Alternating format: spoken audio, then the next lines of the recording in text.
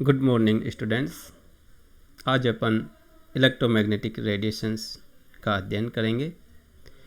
Electromagnetic radiations की definition, इनके कुछ गुण और इनके कुछ प्रॉपर्टीज़, उन सब का अध्ययन आज के इस वीडियो में अपन अध्ययन करते हैं। इलेक्ट्रोमैग्नेटिक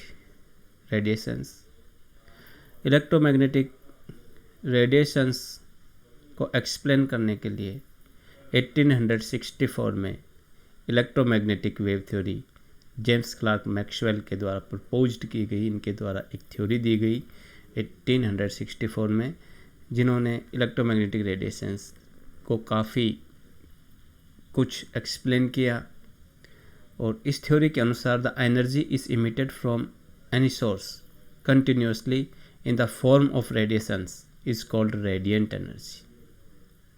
सेकेंड पॉइंट जो है इस थ्योरी का वो है कि radiations consist electric and magnetic fields oscillating perpendicular to each other and both fields are perpendicular to direction of propagation.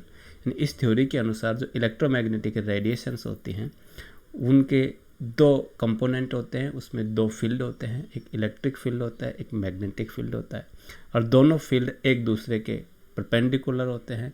और दोनों के दोनों फील्ड प्रोपिगेशन की जो डायरेक्शन होती है, वेव की जो डायरेक्शन होती है प्रोपिगेशन की, उसके भी परपेंडिकुलर होते हैं। इसको समझने के लिए ये जो इमेज है इसको देखते हैं। इस पॉइंट नंबर 2 को समझने के लिए इस इमेज को देखते हैं।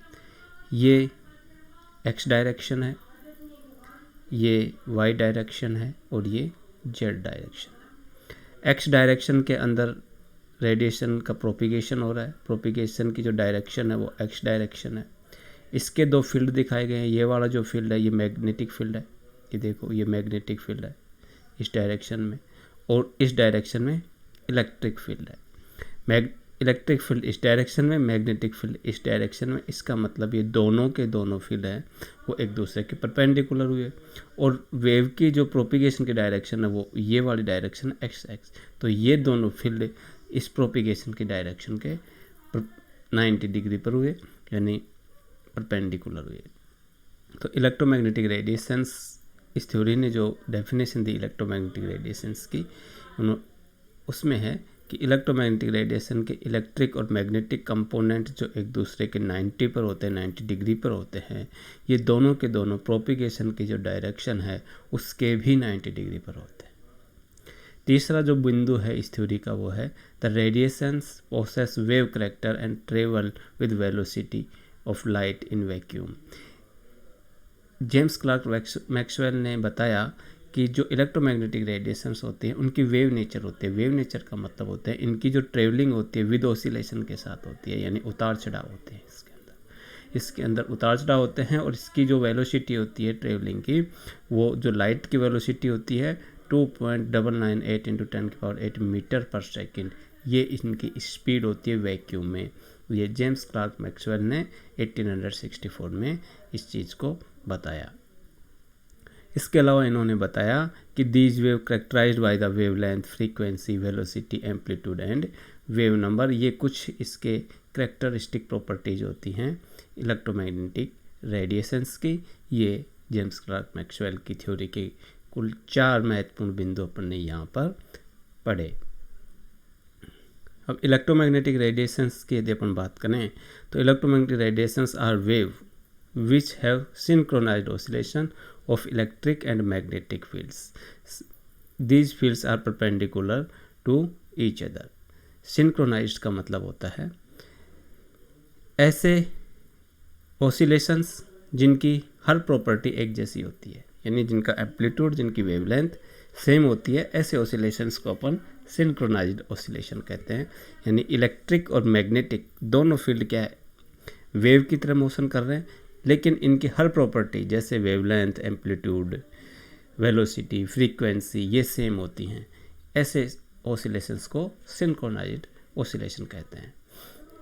Synchronised oscillations more than one oscillations which have same wavelength, frequency, wave number, velocity, amplitude, etc etcetera, आदि सारी प्रॉपर्टीज़ जो होती हैं वो सेम होती हैं।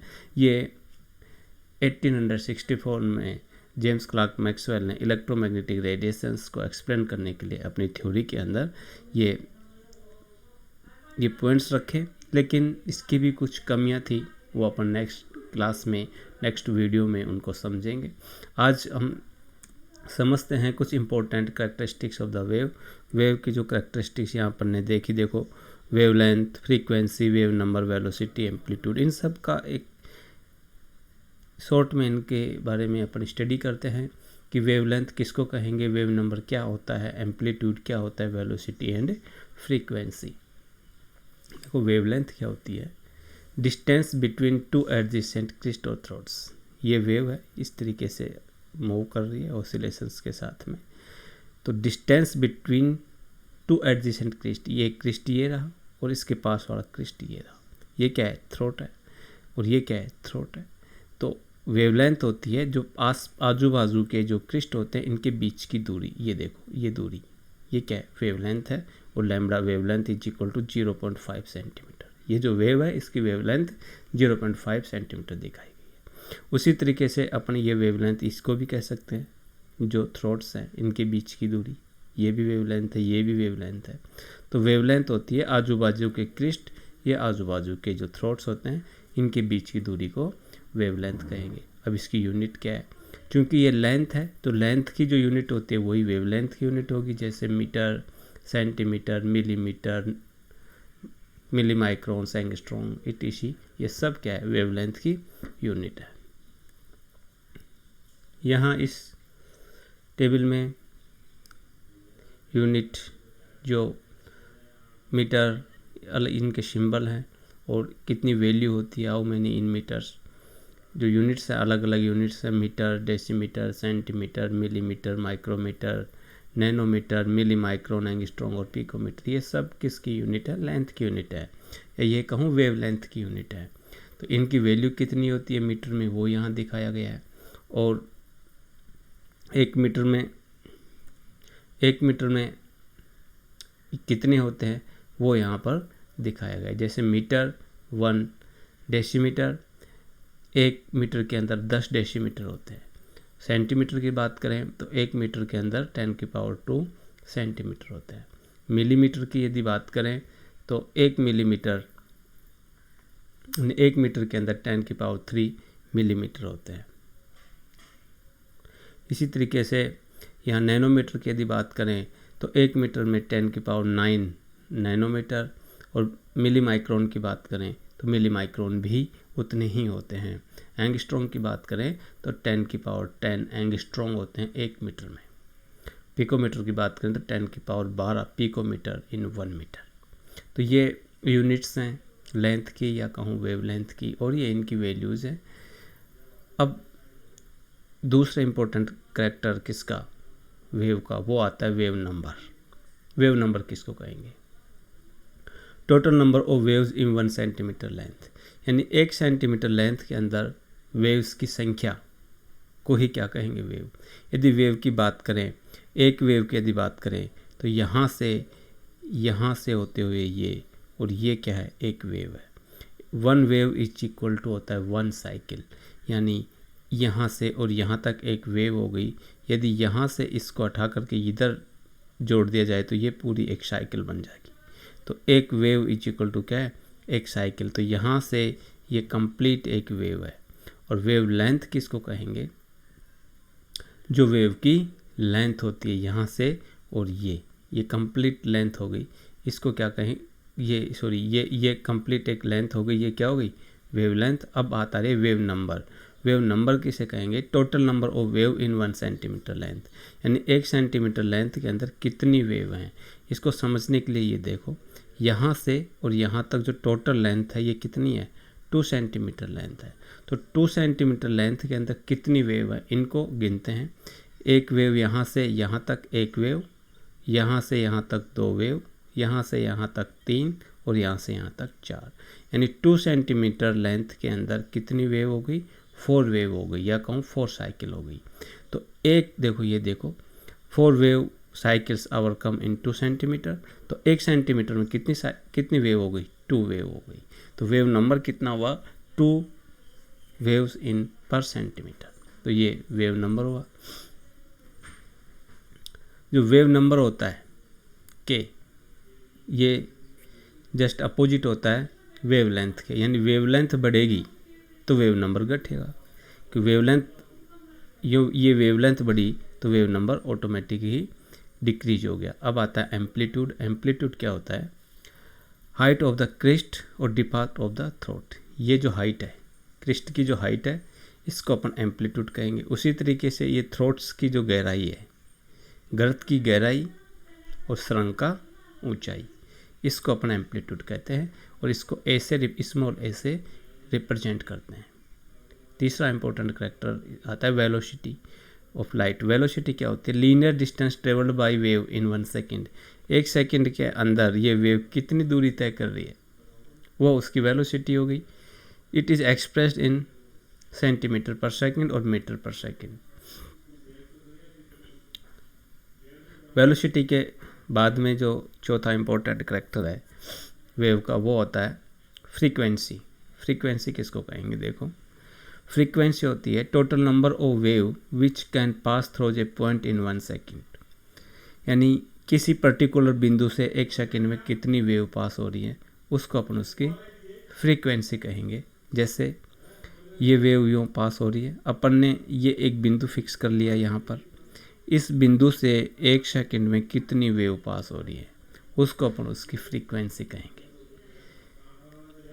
Total number of the waves which can pass through a point in 1 second known as frequency. It is expressed in cycle per second और hertz. In cycle per second,